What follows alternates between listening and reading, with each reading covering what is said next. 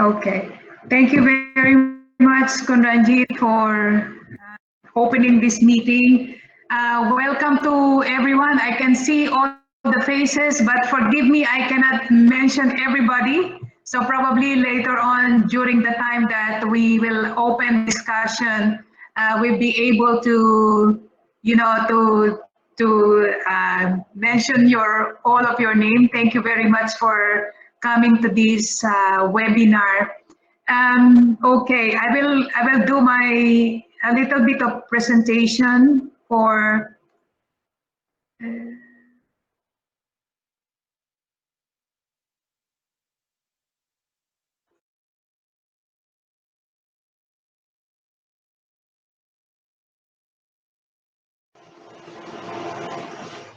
I hope everybody is okay. I hope everybody is safe.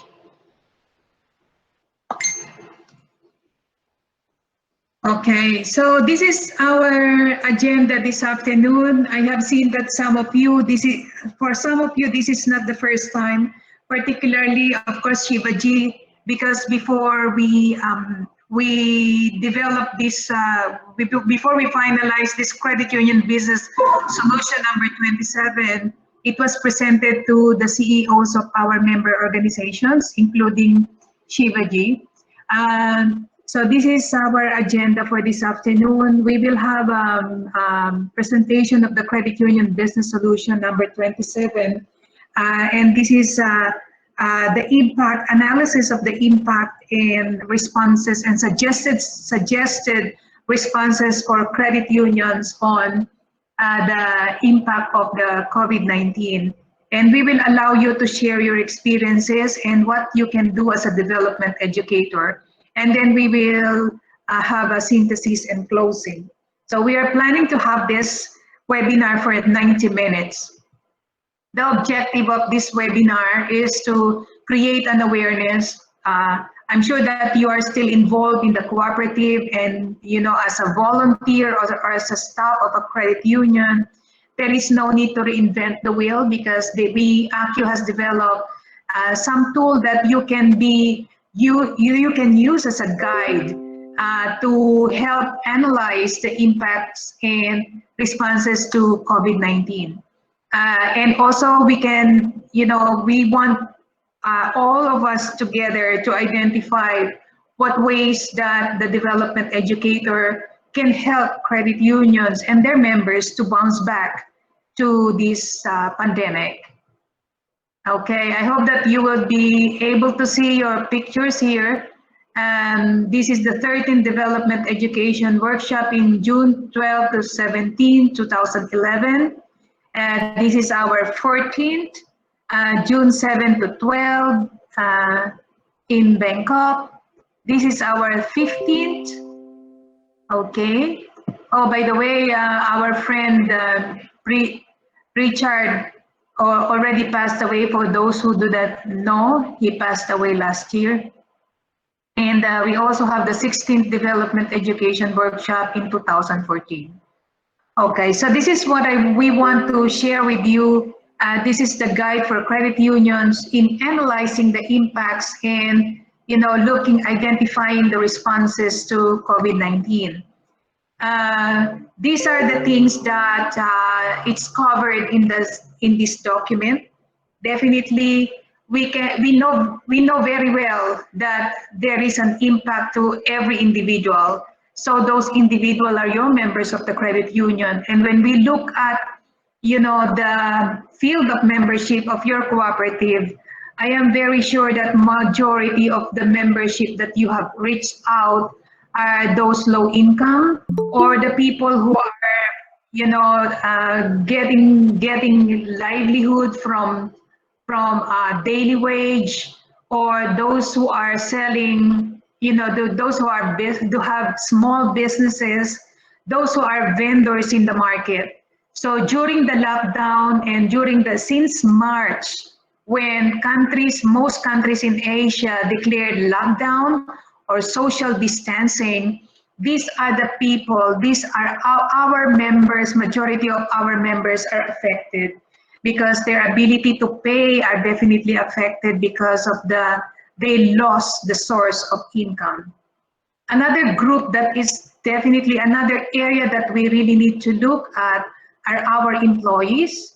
I will tell you based on our suggestion here, the solution, I know that because we are not generating business from the members because, you might opt to stop granting the loans. New money are not coming to the credit union because members who are majority low income may not have that capacity to save and to repay their loan. So there is no new sources of cash that is coming to most of the cooperatives these days. And so the revenue will definitely decrease.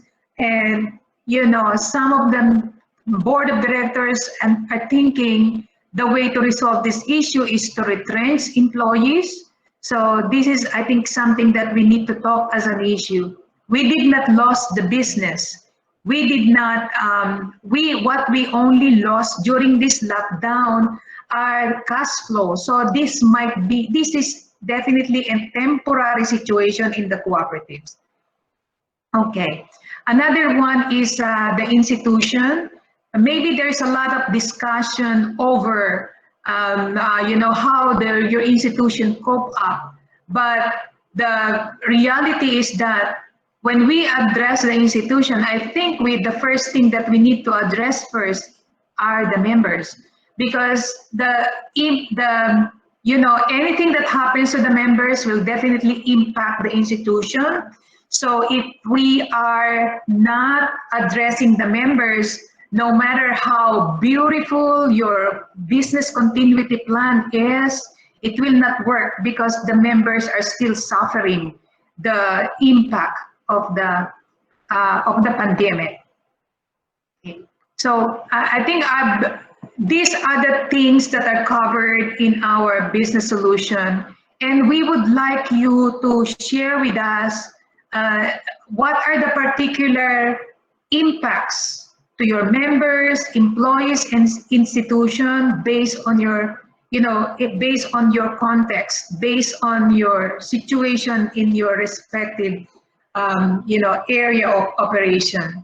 But before that, I will go back to Kunranjit because he has a question for you before we proceed to my presentation. Kunranjit?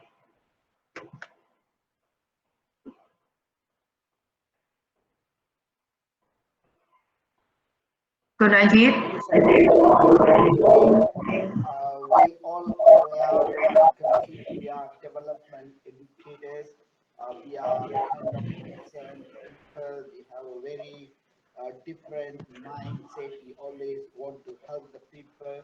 We know whole country, maybe macro economy is going down, even might be no any country will maintain the national gross economy development even at 2%, maybe some country minus.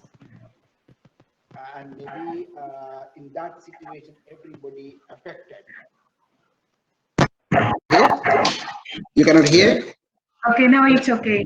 Okay, everybody affected actually negative way, rather looking. So we like to take this opportunity, since that you are development educator, you know how much member are suffering. Definitely, Kuleni has highlighted the 3 level. One is our individual member, another one is the staff and institution. Particularly our members who really survival economy level, doing the self-employment, smaller enterprise are seriously affected. Looking your portfolio, every member country, member credit union, looking your portfolio are frozen almost last 3 months. Money is not moving, and then new money is not coming, members need. So we like to post 3 questions.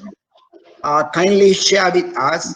The first thing is, first we have to, because we have to look our members perspective. How many credit union really go really looking for their portfolio analysis? How many members are affected, and what is the amount? Has he done it? So we like to put in the 3 questions. kindly share with us. And then we like to see, based on now the situation, need to understand March, take example, March 1st, we never going back again. It will be an entirely different kind of economic scale. People lifestyle are different. So whether considering these changes, credit union, has they prepared financial projections or cash flow at least for next 6 months? And once you realize it, what is, because we need to continue our business pattern and business volume, and we need more financing, as they able to how to call the source, where they the source of liquidity. So these are the three questions. Maybe take one by one to say hello, and maybe focus the question. Kindly answer. Mike, you can open your mic and start talking among yourself. We will record it, your presentation. Thank you so much. Take opportunity sharing your experience and tell what position you are holding in your credit union now and how you participating to help the credit union. Thank you.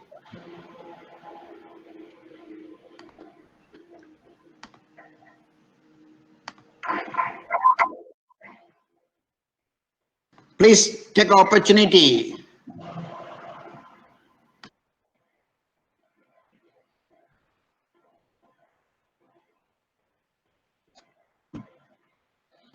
It looked like everybody is silent. You did not hear my three, Kunleni, back to three question. Please hold in the three question first. Okay, for a while. So it looked like any credit union has not really go through analyzing their all the loan portfolio of individual member, because moratorium is not for everyone. Please understand that even a government has declared a moratorium for next 3 months or 4 months, 5 months, but credit union need to look at who is really eligible for such privilege, moratorium, and those who are really serious level. That is my first question, because we like to hear, because we like to go the next level, how we need to help our members financial counseling. This is will become a little later. As a DE, you need to launch your credit union somehow very aggressive campaign for financial counseling component. We'll talk later. Please take a microphone. We have enough time.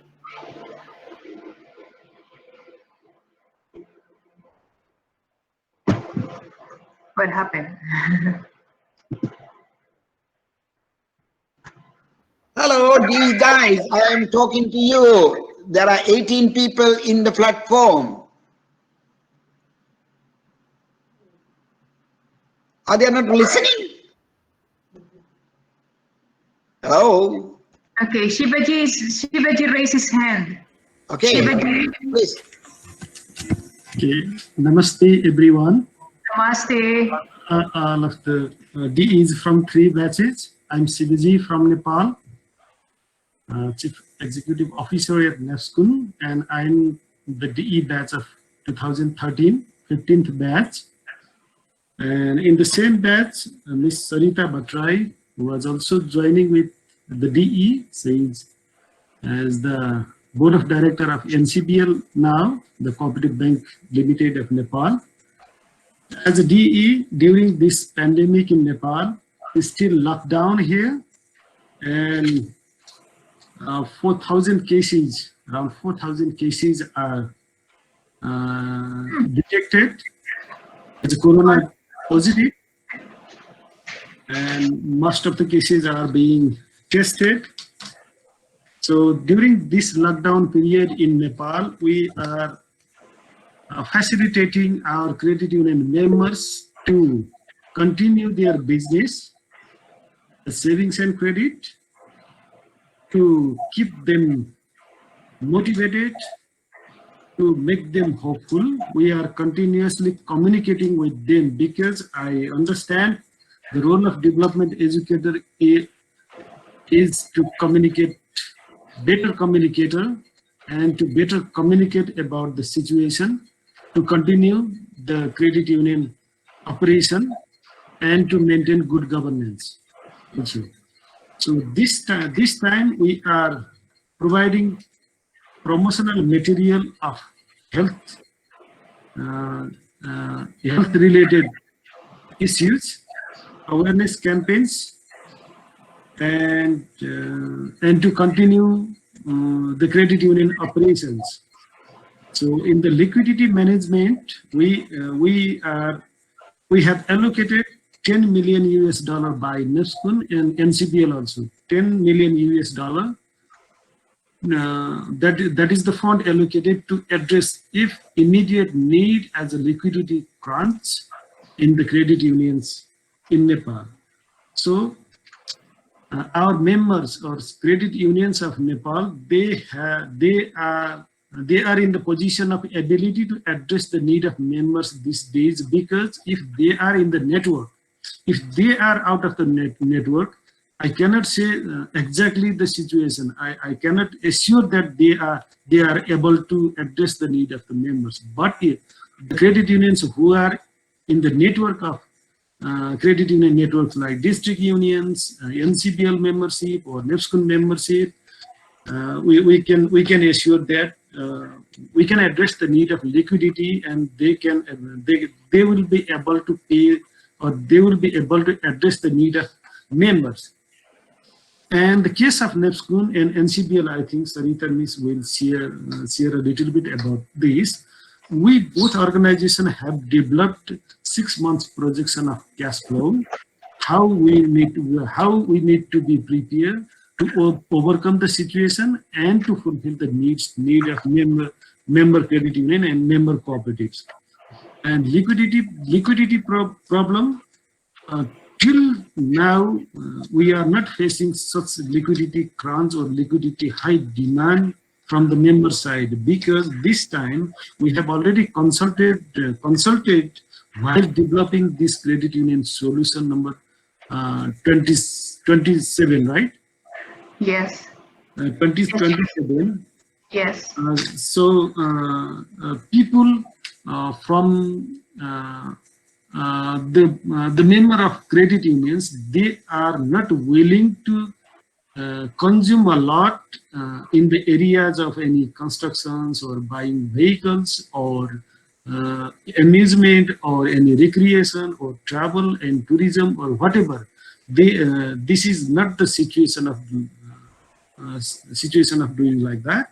So these days people are worried about for their daily livelihood and food and consumption only. So there is no huge amount of money they are demanded by the member side, and we are assured that we have communicated all the member credit union to maintain their liquidity and maintain your vault as cash or banks. Whenever member needs a little bit amount for their daily consumption, you should provide that financial assistance with the digital channel or the cashless channel or remote channel or Dropbox channel, rather than gathering people at a credit union office, or rather than gathering people at any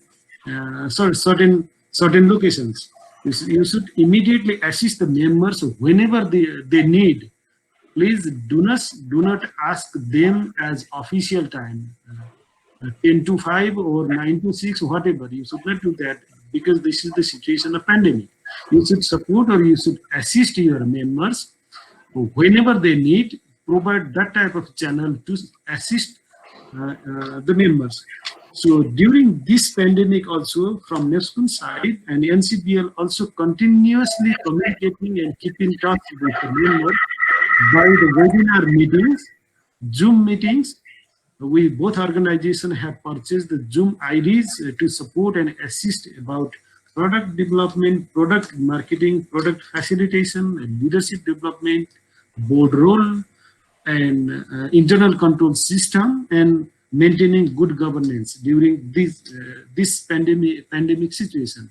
And we have also we have also created a forum to discuss the ministry people, Department of Cooperative People, and Apexes to discuss about the risk management in credit unions and cooperatives during the pandemic. The ministry people, central bank people, and Apex people, they have discussed about how to mitigate, how to overcome the situation about pandemic and how to maintain the good governance in credit union. So I'm as a development educator, I have engaged and I have busy on this schedule.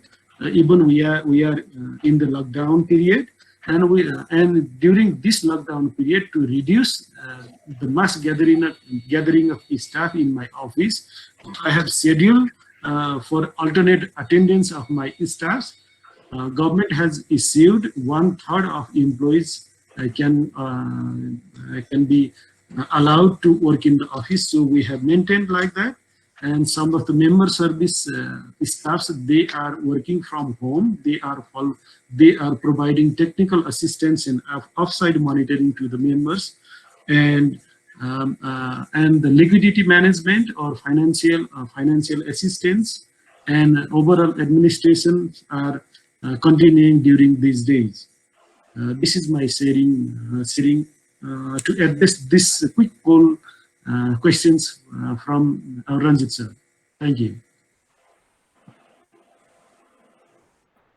Thank you so much, Shivaji, for your presentation and highlighting the action has taken by the NAPSCON as well as in NCBL. So we like to give us some more opportunity. Any other participants would like to sharing, particularly these three aspects, because our point of view is not looking for our institutional. We are very much concerned about our members, how we going to help. So I think that's the way. The risk assessment based ability to pay is not, we are looking for collecting the money. We want to see what type of financial counseling, coaching is required. I think that will come later. So anyone?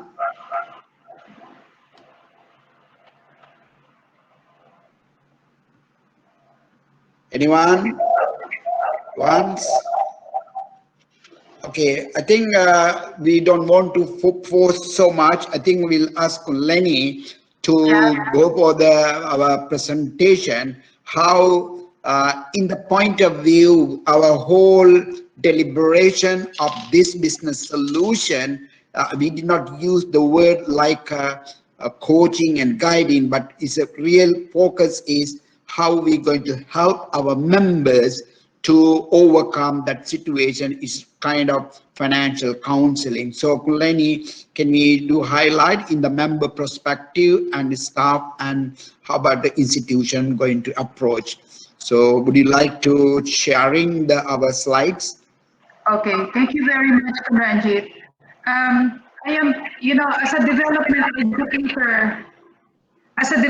educator, I think we have another mission right now, because with this pandemic, I am sure that there has been a lot of rethinking, not only on your members but only on your part, isn't it? Because the pandemic has become like a very good equalizer. There is no rich or poor. Everybody is in the same situation. Everybody is in the same boat. But the only difference is that the people who have money has no problem of even staying at home for the last 3 months, or not going out of home because they have their comforts in their homes. But the difference is that for our low income members, it's been a problem because they cannot go out of their home, they cannot work, and they do not know how to survive. Okay, I was watching a video this morning about financial planning, And there is a one study that I came across, and saying that in this planet, in this world, only 5% of people in this world has a generational wealth. Well, what does it mean by generational wealth? They are from generations to generations, they are definitely rich people. Like for example, in India, I'm sure that our Nepali friends are very familiar. In India, the Tata Group, they are generational rich people. In the Philippines, we have the owner of SM Robinsons. They are the generational rich people, the owner of San Miguel Corporation. They are the only top people who owns, even the next generation will be rich because they amass a lot of money, and that is only 5%. In this planet, we only have 15% of the people who can be considered middle class. When we say middle class, that means they own a house. They do not need to think about mortgage of their house. It's full paid off. They have their own savings. They do not need to worry when they get sick because they have a money to be hospital to pay for their hospitalization. And from time to time, they can go for vacation. When they stop working, they don't worry about they don't worry about their retirement because their future is secured. They do not need to depend on other people, even they don't work during their retirement, or even after they retire. But okay, take note of this. According to the study, generally 80% of the people in the world, in the planet, do not have that, ability. Maybe they have work right now, but there is a question: if we retire, what will happen? Until the end of their life. There is always a question: what about if I get sick? Who will pay for my hospitalization? Especially if those people are living in countries where government do not have very good healthcare system for their citizen. So this is the 80%, and they may depend on their families for their lifestyle expenses after retirement, after they are not able to work. That is why, in some countries you may see, okay, we need to send our kids to school, our children to school, because we know when they graduate and they find a good job, they will take care of their old parents. They will pay for the medical expenses of their old parents. That is 80% of the population. Having said that, this 80% of people in the planet, or the 80%, maybe you have that 80% in your cooperatives. 80% of the members of the cooperatives who are now, accessing the financial services of credit unions and now affected by the pandemic. When I describe this one, I'm sure that you can relate with what I am saying, is that these are the people who are wage earners.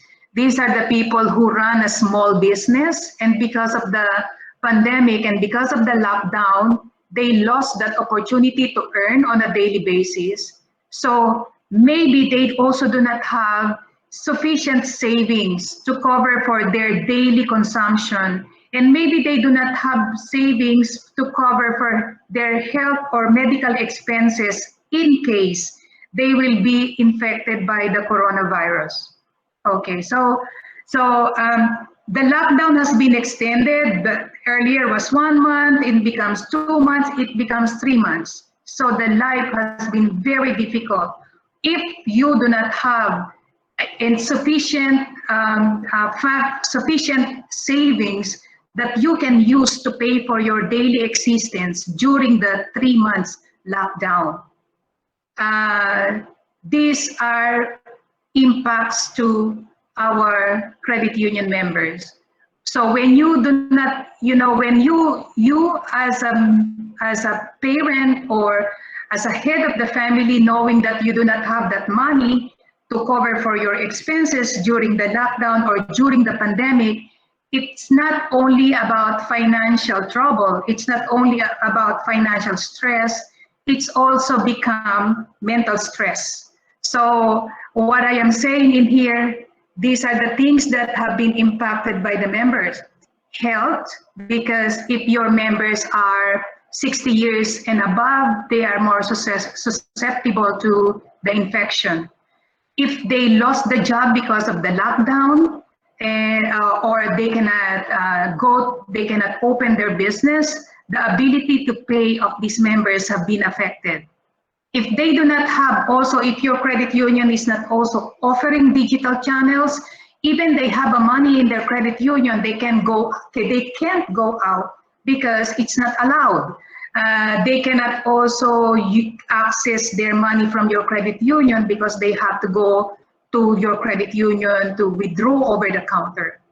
And the last one is resilience. What I mean by the resilience is that do our members have sufficient money or savings that they can immediately get from your credit union in case of this pandemic?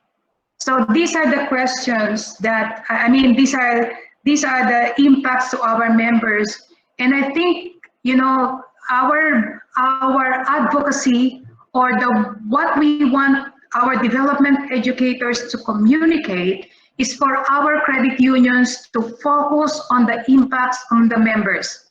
Because you may think about the impacts to your credit union. Definitely, yes, no problem with that. But I think primarily we need to look at the impacts that our members are now encountering because of this pandemic. Look at this. This is one survey that has been carried out by one credit union, and it says that the question was, in what way your credit union can support you and your family during this situation? Number one is increased peace of mind.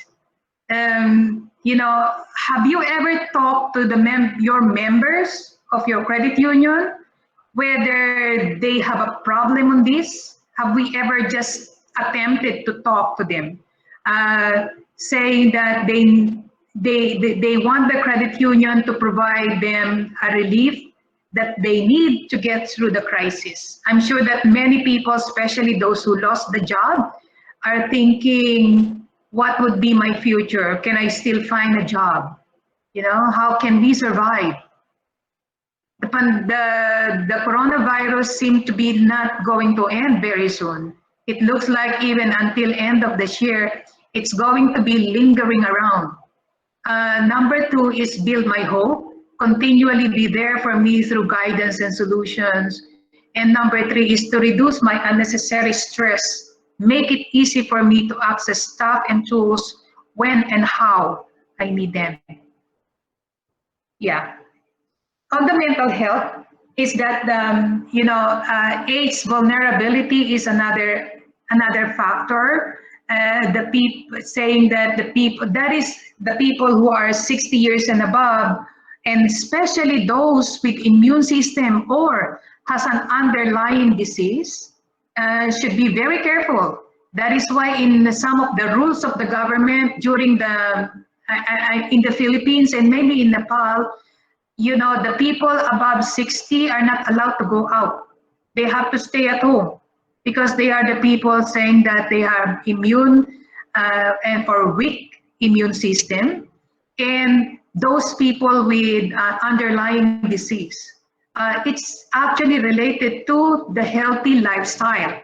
So what we are saying is that our suggestion was that, our credit union, maybe we are into financial business, but we are very good in training. And so I think the credit union should incorporate health education, create programs for our members that promotes healthy lifestyle.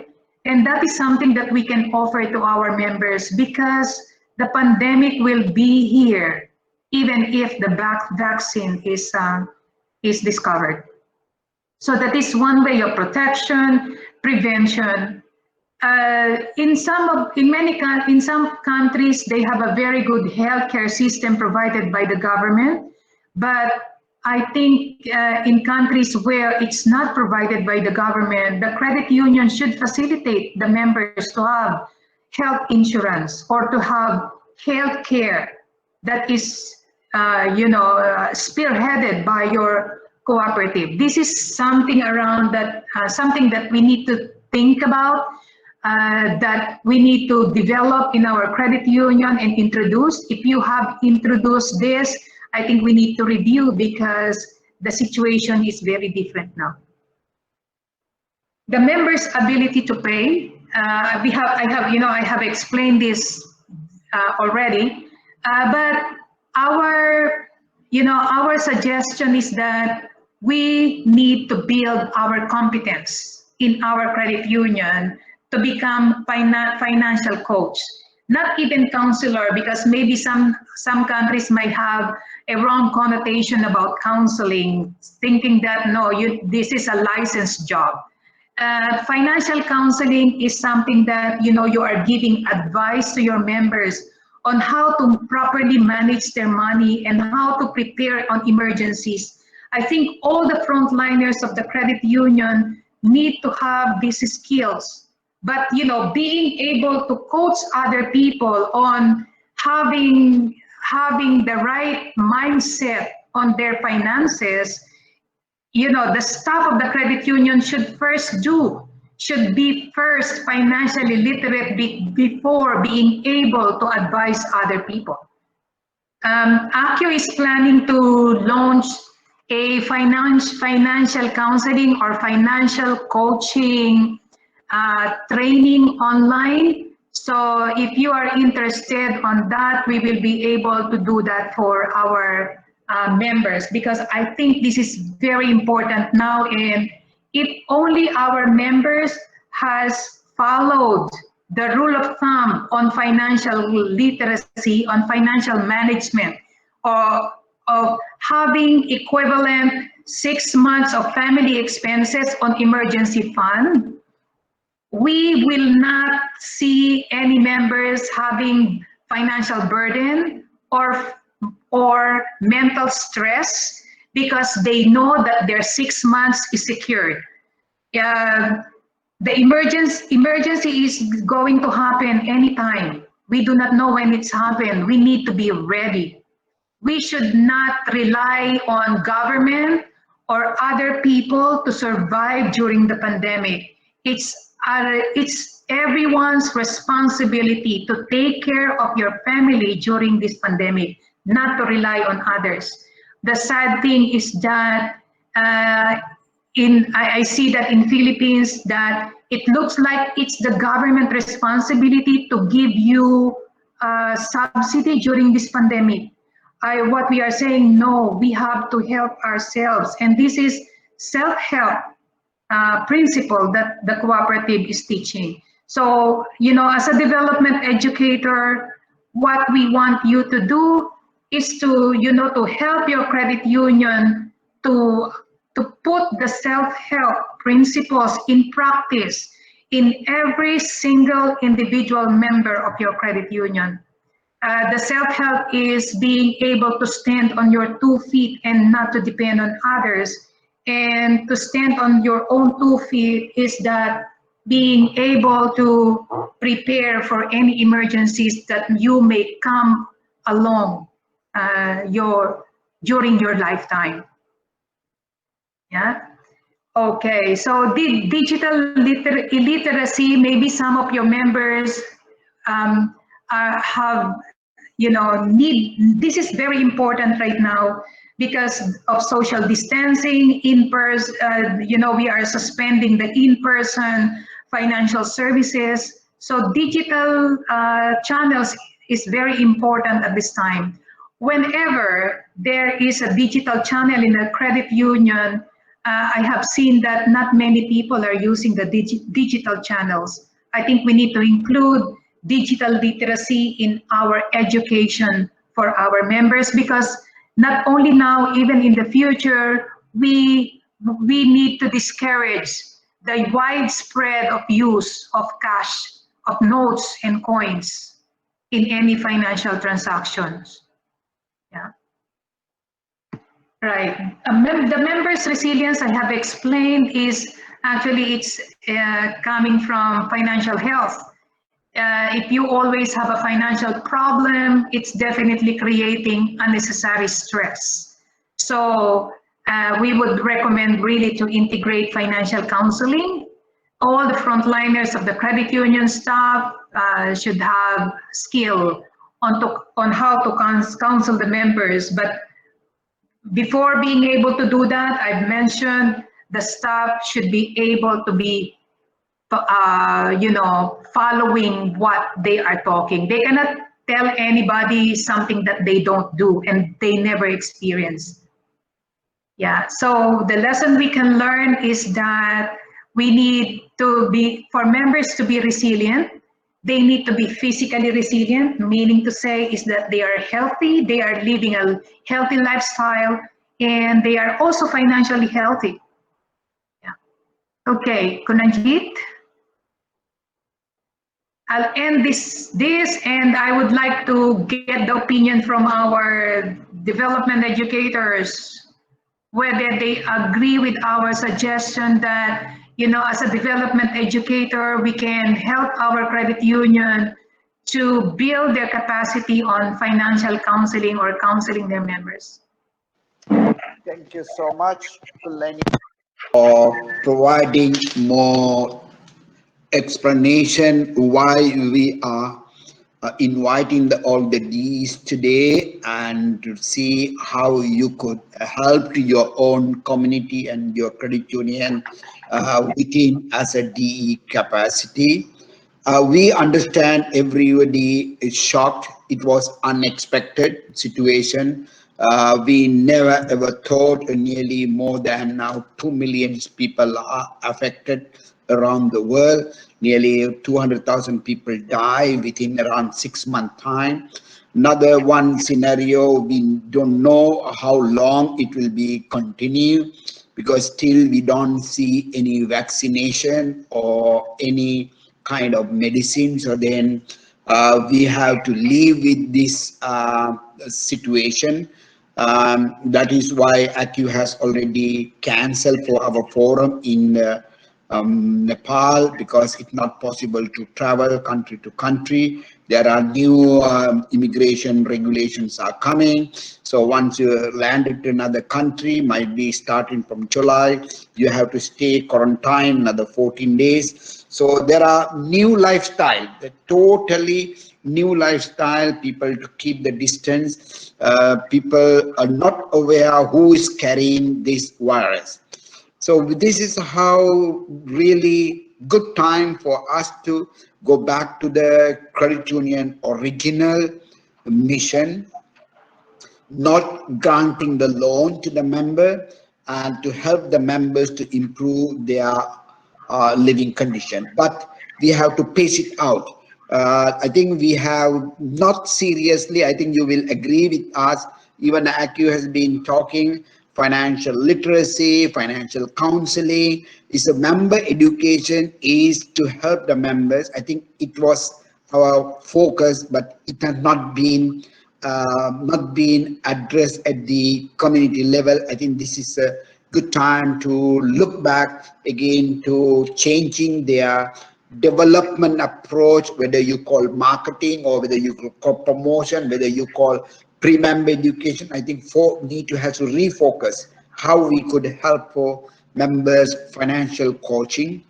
And now the immediately members are already affected. Now they are indebted, and how you can help them and how they need to start for the economic activity. So please be free.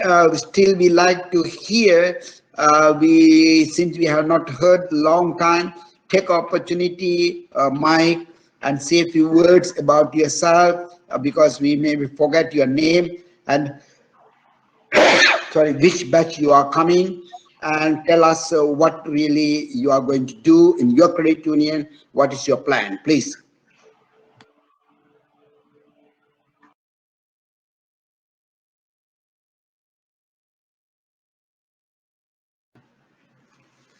Is that all the Ds?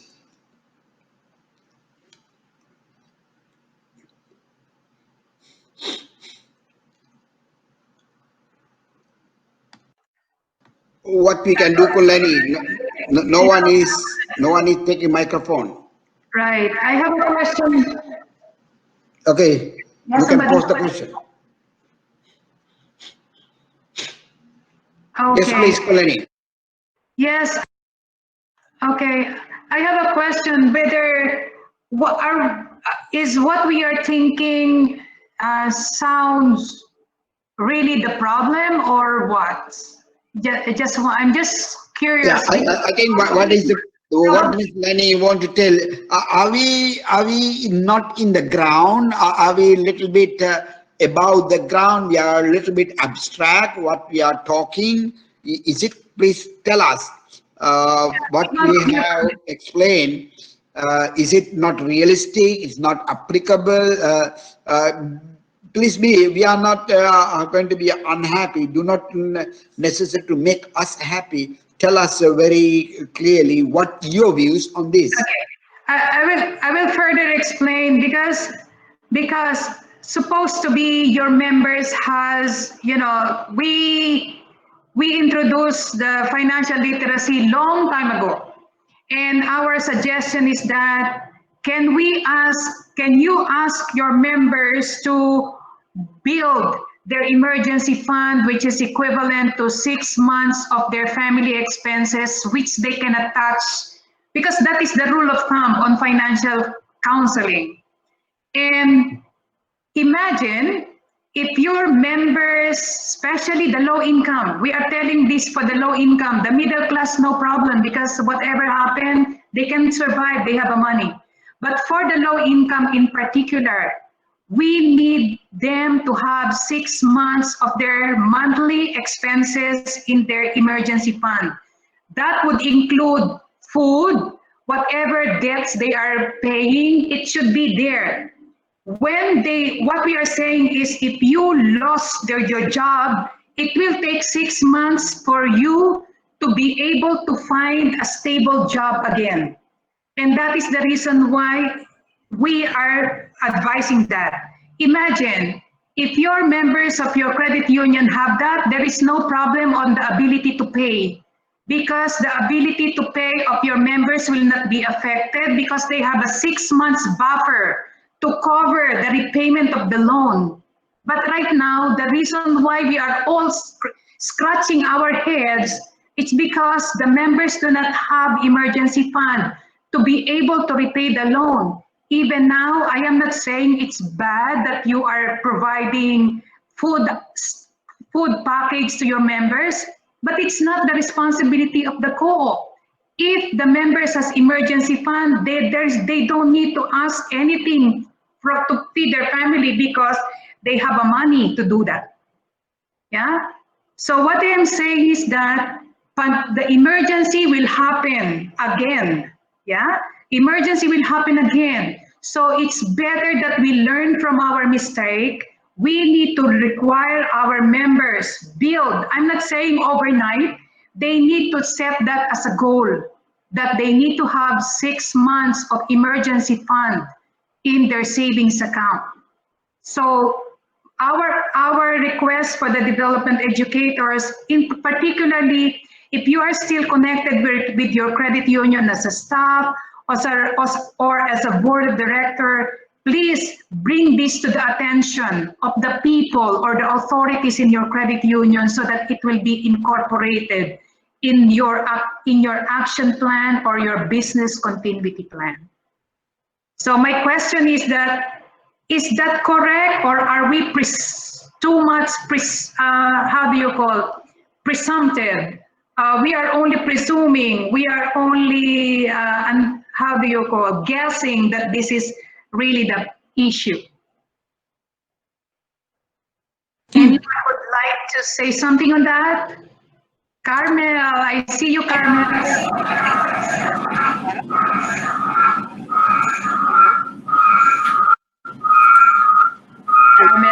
Carmel, I see you.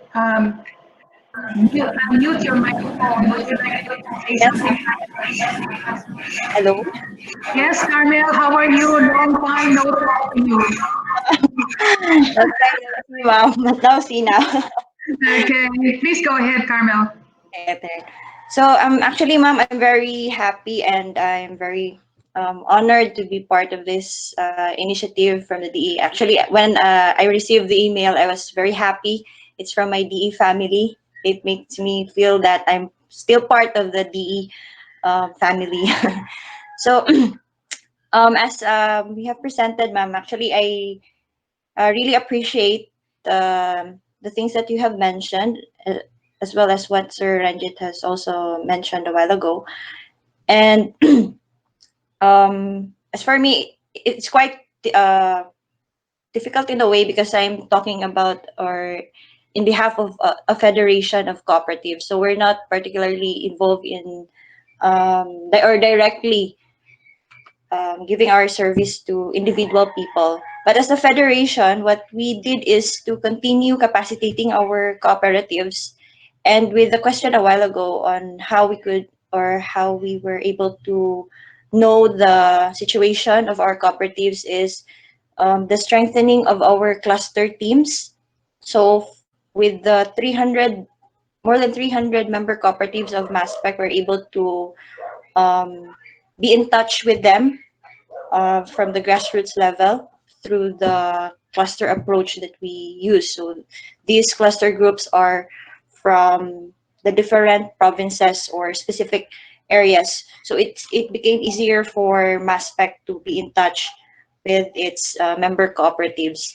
So with that approach, we were able to, as I mentioned, continue capacitating the cooperatives in different ways, and for with reminding them as well of our purpose as cooperatives, in which our main or our highlight or the core of what we do is for our members, that hopefully they continue to uplift their lives. So with this pandemic, of course, there are a lot of challenges that have happened, but in our level, we see to it that the cooperatives were able to cope with the situation in helping also their individual members. And it also became a, what do you call this? Venue for us to improve also our services that would also directly involve the individual people, like our IT services, improving our ATM services, and as conduit to the amelioration of the government as such. So I also attest to what you have also mentioned, ma'am, that it's very important nowadays to highlight the wealth of also of the people. I mean the health of the people, because with the health and plus the financial um, freedom of the people, we'll be able to come up with the resilience of the members. So in our situation, or on our part, we are also strengthening all our information or campaign materials for them to be aware or to be more um, uh, vigilant on whatever is happening, not only with the financial aspect, but also with the health of the people, of our members. So those are the initial things that we are doing, though there are challenges with the digital transformation or transitioning to digitalization, because of course with the people, the people involved or the people that we want to help also have challenges in with this kind of channels. So I think this is very timely, of course. And the challenge now is to really move forward and to pursue what we have planned. So, with the help also of our continuity plans, hopefully all cooperatives will also not forget the core or the essence of why we are here, and that is for the better lives of our members. So that's all now. Thank you. Thank you so much, Kamal, for your highlighting how important today and what is the really need in the community level, and also putting the certain constraint secondary level to go down. We totally agree. So we need to be an instrument to encourage and inspire our member network to go forward and to providing financial counseling to our members. Thank you so much, Sharon. Shall we ask any other one? Speaker. Speaker. Alam.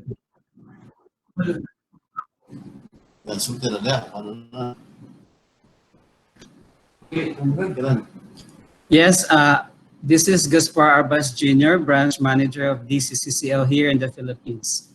I just read what I have written in the chat box as the sharing of experience of DCCCL. So our members who are government employees still receive 100% of their salary. That is, their income or salary is not affected by the pandemic. However, those private employees are either on a no work, no pay basis, on skeletal work schedules, meaning that's 50-50% schedule. So they will be only be receiving 50% of their salary, or are jobless now as some businesses close shops.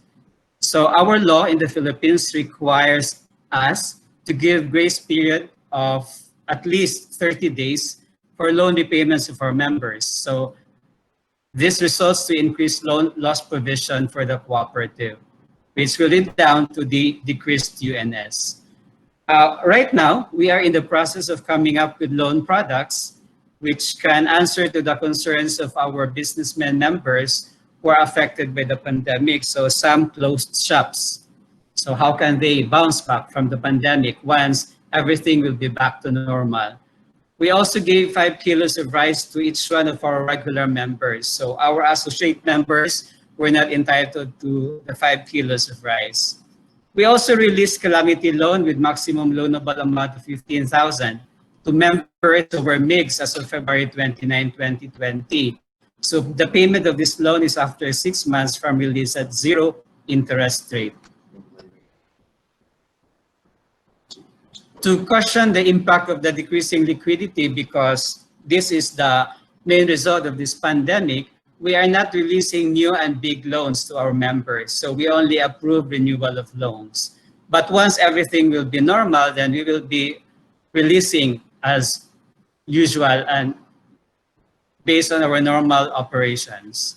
So our, in our branch, and I think in most of our branches, our members, some of our members who are the regular citizens of our communities, like farmers and ordinary members of the community, are still paying religiously their loan amortizations, even if they could have availed of the grace period. So it's ironic to share with you that our members who are professionals, who have been receiving their salary 100%, are those who are claiming that and requesting that we will not pay their loan amortizations.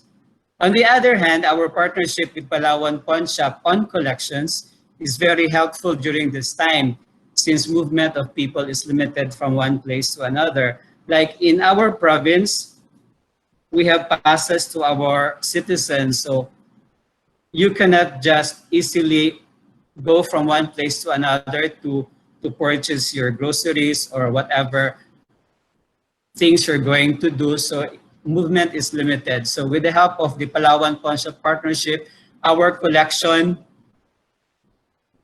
payments, deposits for members through Palawan increased during this pandemic. And With regards also, the salaries of our members or government employees with salary loans with us help us in maintaining our liquidity level. So our liquidity level surely is affected, but it is not that much. Majority of our members, especially in my branch, our members are mostly salaried ones. With regards the issue of members having emergency fund savings, actually, our cooperative DCCO is promoting that to our members. And it's good that we have promoted that a long time ago. And I believe that with this pandemic, the members have now realized the importance of the emergency fund savings. That is all. Thank you. Thank you so much, sharing. Did I really understand your question? Did you say that your government has declared certain macro policy moratorium? So, but have your board of directors and general managers has really qualify that statement who is eligible to moratorium, not really salary earners, those who are only business enterprise and there is only self-employment who has lost a job. Have you qualified that statement as an internal policy? Is it my question to you? Hello? Yes, yes. What do you mean? Yes. Mr. Gasapa? Yes. Gaspar. Yeah, my question is,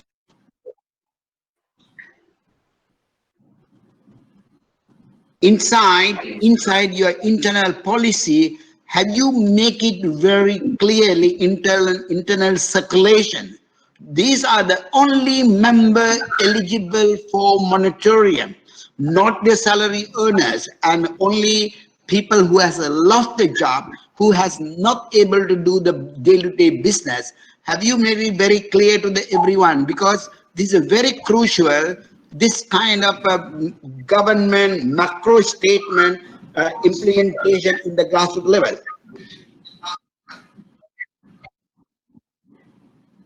Miss Lenny, I'm sorry, but Sir Ranjit is clear. Maybe you can explain to me his question. Because you were mentioning that the government has said that they can postpone the repayment of the loan. So when your cooperative adapt that, is it adapt? Have you made an internal rule that it only will be applied only to those members with loans that have been affected because of the pandemic? Like for example, it will only apply to members who lost their job, members whose business cannot operate, or was it for everybody? No, no. The law says it covers all members of the cooperative. The law states that all members with loans with that come due during the period of the pandemic can avail of the grace period. In our case, we gave a grace period of 60 days, that is from March 17, 2020 to May 15. So that is the ECQ period. So if the government says that the ECQ will be extended, then the grace period will also be extended. So the law and our implementation covers all members. We don't discriminate. Oh, I see. This is kindly, you are the branch manager level. Our views, kindly make it our views. It's a national policy and declare, but frankly, these people has not any badly affected for their economic status. So they should not get that. that they should able to pay back the loan on time, because it says salary deductions. So it is not the issue at all for them. Really do not understand what is the rationality behind that people also should have a same privilege for another 60 days, because it really get a problem, because you may not able to, you see that you said you have no liquidity problem right now, but you need to give the new loan to the people to start their economic activity, but then you will have a huge cash problem. So I think this is our views of the way we look it. So I like to really highlight it. Any type of government declaration moratorium, it has to deploy each cooperative looking really members who has really affected, because the cooperatives are not managed by the government never give the liquidity for us. So because we need to look at it's not covered by the central bank regulations. So I think that's the way you need to read it. That's the way very clearly define any declaration of the government. It's a declaration, it's not the law. Please understand, it's a declaration, and then central bank will issue the letter to the banks will deploy that law, but it not affect to the cooperative sector. So this is our views. We like to share our views. Kunanjit, there is a message from Mel, from Machel. She's saying that the grace period will be applied to all members because of the provision of the Republic Act 11469, which is called Bayanihan to Heal as One Act, in which all financial institutions and cooperatives are obliged to provide at least 30 days grace period. But my question is only here, Gaspar. Okay, Yes. there is a grace period of 30 days. So then that means for 2 months, members will not pay for their loan installment.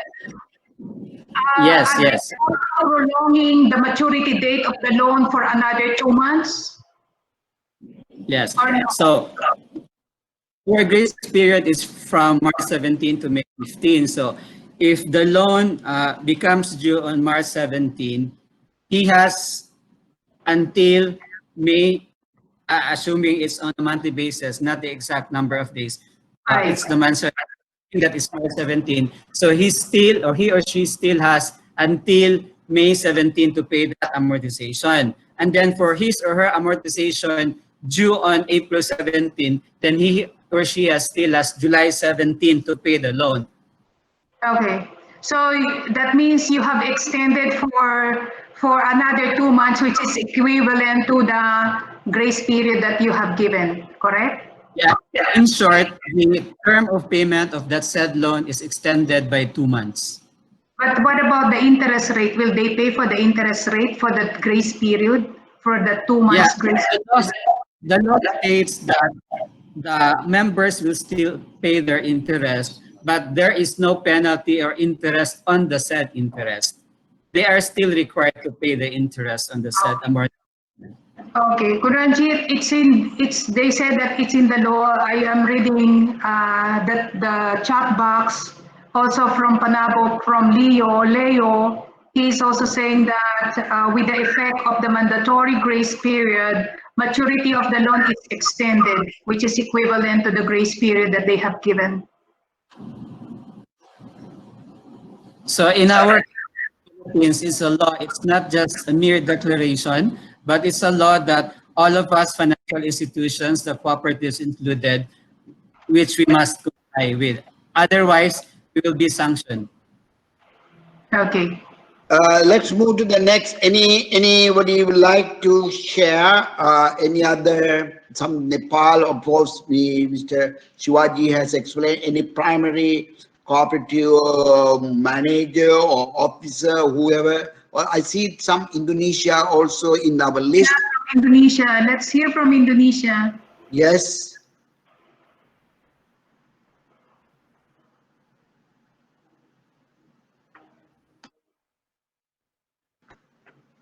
Okay, Indonesia. You know, for my Filipino compatriots, the kababayan, I am only worried about, you know, what is happening in Philippines, because yeah, it's good government are stepping up and helping our people. I saw, you know, government, local government, national government, provincial government, giving food packs here and there. And also the government had given financial subsidy for social amelioration for the people. And there's a lot of people complaining, we don't receive this. It looks like, you know, there is some kind of mentality that's being developed that in this kind of pandemic, you know, the government should help them. I am only worried about that because I think we should not be developing the mentality of dependency.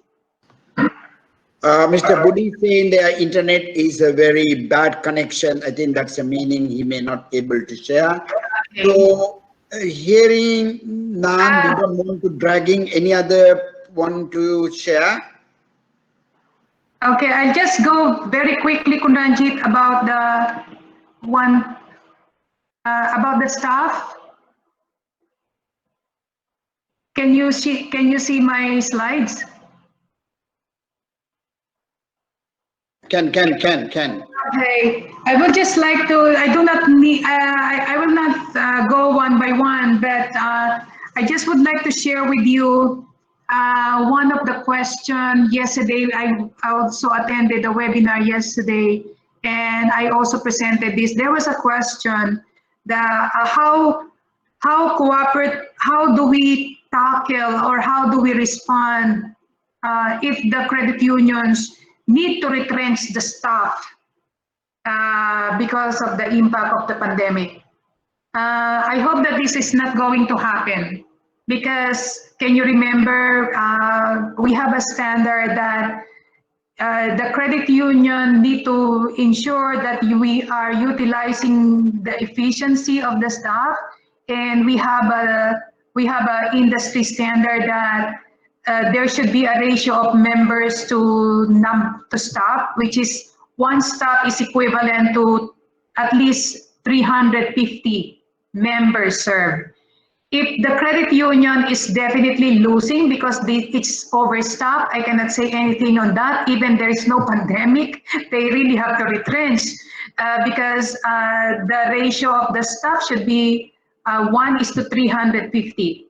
But if the credit union has reached that standard on the operations of on the ratio of the staff to membership, I think what we need to do is to look at our business continuity plan, and we need to look our strategic plan, because we should be able to raise and we should be able to utilize the staff for productivity, not to retrench them, because you do not lose the business right now, you only lose the revenue. The losing the revenue is going to be temporary, because if you prepare the business continuity plan in your credit union, you will be able to identify the risk, and you will be able to also fit in the proper mitigation that you need in order to bring back your operation to normal. So this is only what I want to say, because what we are actually suggesting is that we need to ensure job security and morale of our staff during this pandemic. We need to ensure salaries is there. And one thing that I want to emphasize is that we also need to require all our staff to have at least 6 months of family expenses in their emergency savings. This should be mandatory. This should be, you know, when you go back to the new normal, it must be required for all the staff, because financial coaching for our staff to build for our members of credit union is necessary moving forward. So the staff cannot counsel the members if they themselves are into financial trouble. Okay, this is I'm sure that all of you get the business solution number 27.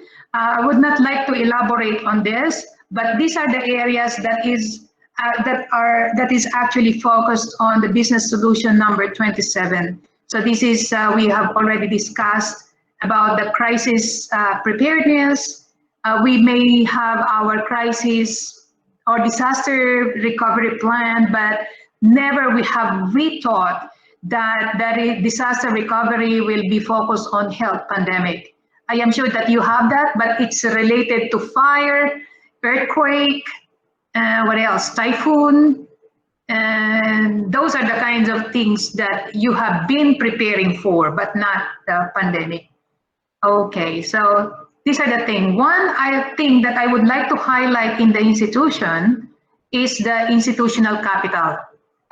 Carmel is saying that she's from the National Federation. National Federation has a very important role to play because we need to convince the board of directors of the primary credit unions, please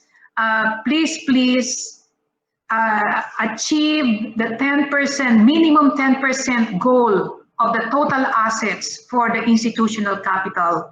Institutional capital is the financial cushion of the credit union.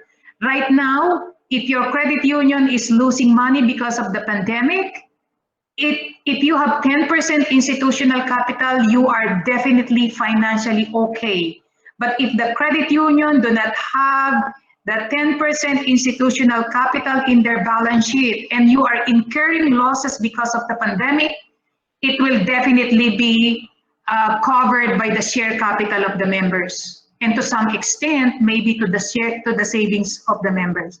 So it is very important because the institutional capital is the fallback position of any credit union or any financial institution in this kind of unforeseen events. You know, in the banks, they need to have capital adequacy. They cannot operate without that. But in our credit union, it's sad to say it's not regulated, it's not required, it's not strict.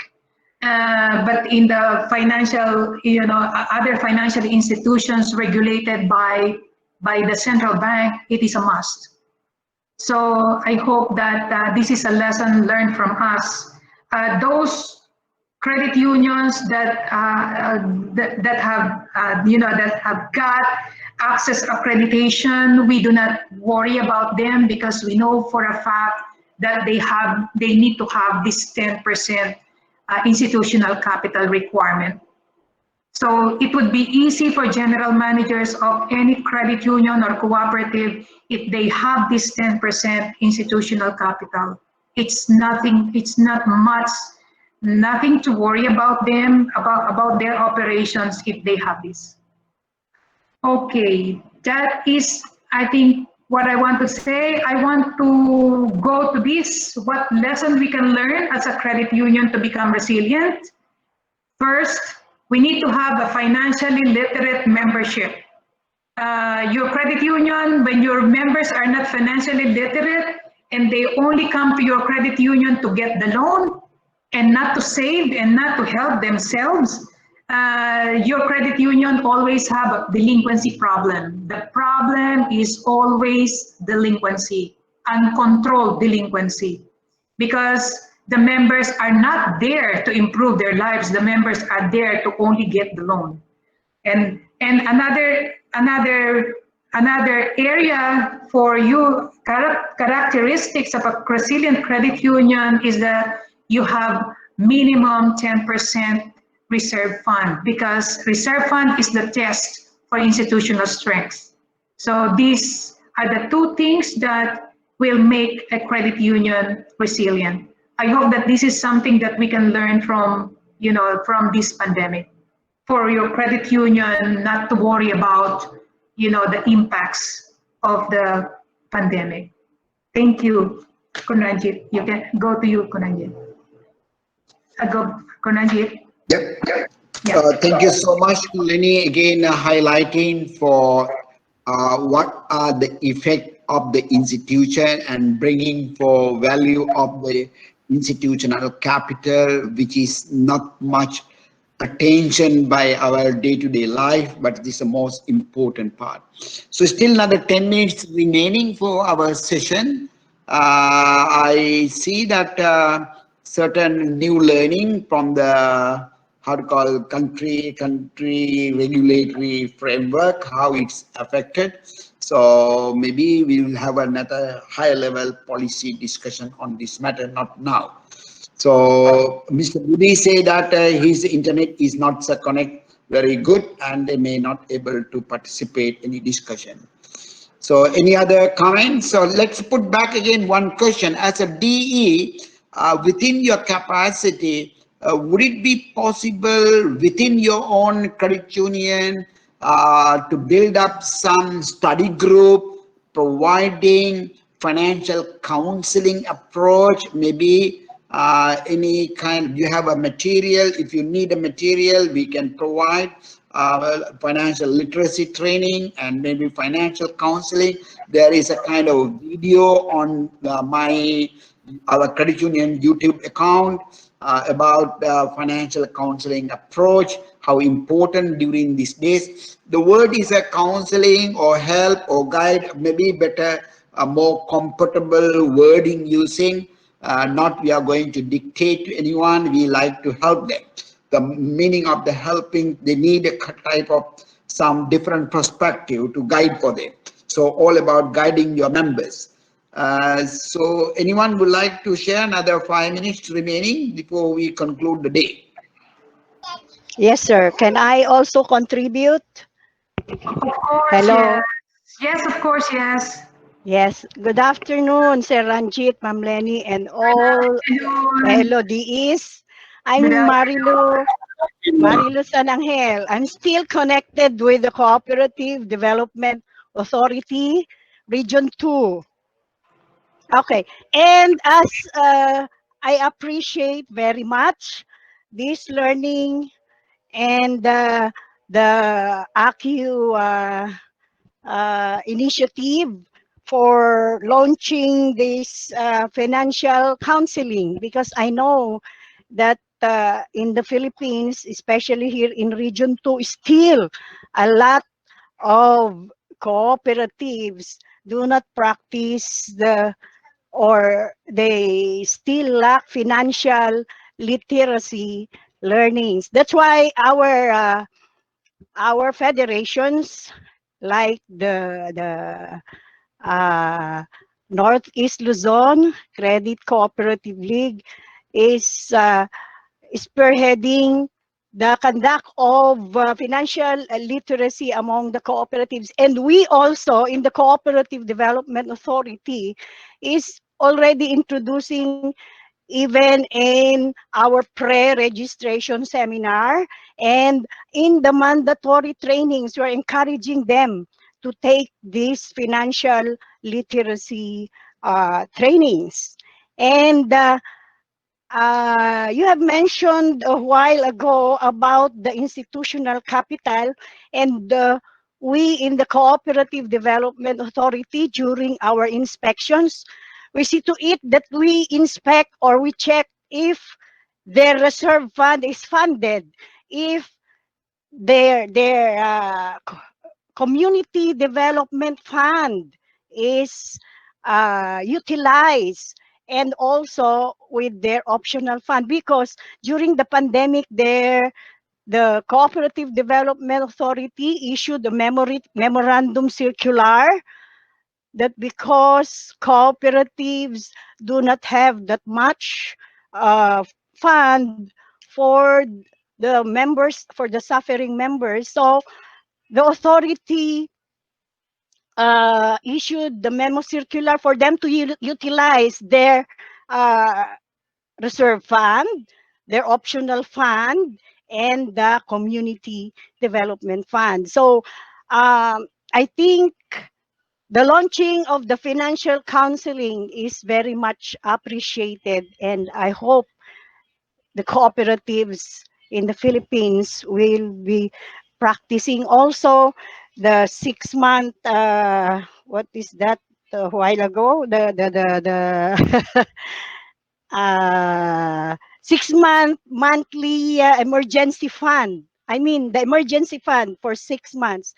We conducted also the business community plans, but like what Ma'am Lenny said a while ago, that we did not see those uh, cooperatives with the pandemic plans, only on earthquake, on floods and fire. So now they realize, because they were calling us, and then we also extend technical assistances, and they said they if they can divert that fund instead for other calamities, so it's for the board of directors to uh, to decide and to make the policy for that matter. Okay, thank you. Thank you so much. How do I pronounce Charlene? Okay, Marilu. Ay, Charlene. Marilu, but Marilu. Charlene, it's Charlene's, I'm Okay, sorry, it's Charlene's account, but I'm Marilu, okay, Marilu San Marilyn. Angel. So Yeah, thank you Marilu. so much. Marilu, I know you. Yeah, I I'll wondered why Charlene. Okay, I'll take this opportunity. Thank you so much. Since you are CDA, I also have a certain concern to express because institutional capital and transition, the provisions are too different. If the any credit union make a social funds or welfare fund, so any other transition fund, honestly, based on our technical definition, we don't count as an institutional capital. We appreciate your giving the guidance to how to use during this period to the your members. That's a very good giving the green line. Another one is my very important one is our, I don't know whether you will agree or disagree, the financial counseling people should have their own practice. So they should able to prudent by themselves. If they should able to have their own, how to call, managing their own money. Only such a people can go to the village level and telling to the people how to do the financial counseling. If I am over debt, I'm also running loan after another loan after another loan. I don't think this is a moral. They are not competent and the right people to go and talk to the village level people to how to manage the money. Since they are not managing the money, I think most my concern in Philippines, if you don't mind, so most of the trainers, they are very good for doing a technical training, but this is a very important managing money from the people should have a prudent person who is really managed by themselves. Last week we had another webinar with our Access Brand Cooperative. I just bring in this matter. I like to put into here for you not necessary to right away answer because institutional capital are not necessarily our way understanding the deposit outside the system in another financial institution because we just come to know in the last 2 weeks some of the credit union leaders and bringing that matter to us. Oh, CD has circular and we must keep that equal amount as separate banking institution. But based on our original general reserve fund can be used to 50% for your non-earning asset.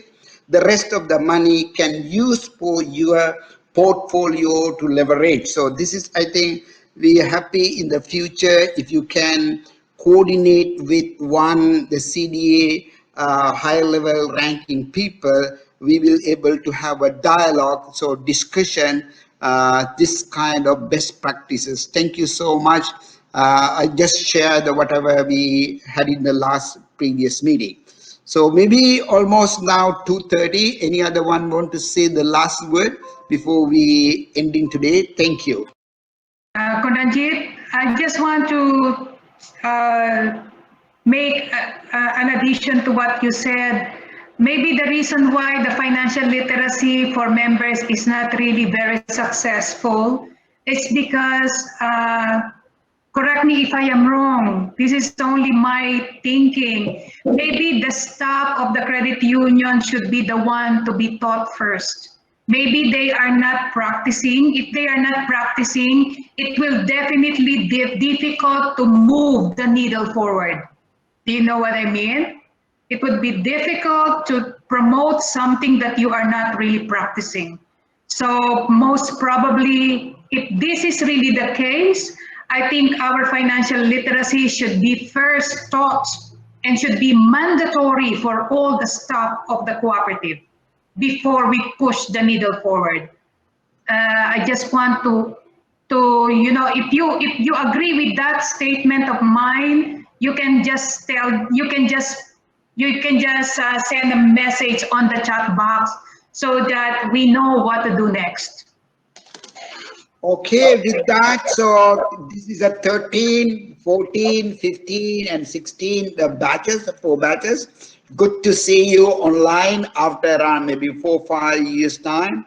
We love to see you're very active still in the community level, and then we like to continue this dialogue.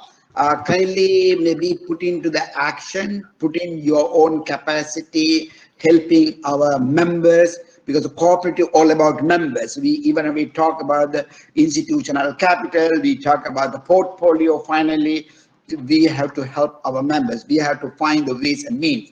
I think Lenny used that new normal word. I don't know how many people get the point. That No, means the everybody. world will be never be back again as before March 31st. So that is what we use, the new normal. So everybody has to find the different way of our lifestyle.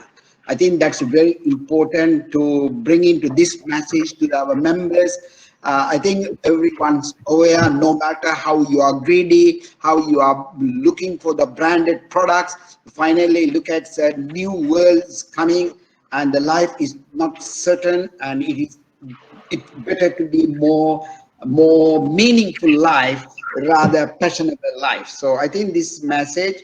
So thank you so much for everyone, key people. We have not mentioned your name, but we duly recognize your participation. Thank you so much. Marami salamat, terima kasih, and Ganabat. I don't know which other country there. Thank you so much. Thank you, Sir Ranjit and Miss Lenny. Thank you. Thank you. Thank you, everybody. I cannot mention all your names, but thank you very much to all, and hope to see you. And when everything gets to new normal, and you're ready to travel, we will invite you for the DE reunion. We had a DE reunion this year, so hopefully you will be able to come in the next time. Thank you. Thank you. Thank you, ma'am. Bye-bye. Bye. Bye, everyone. Bye, everyone. Bye, Leo.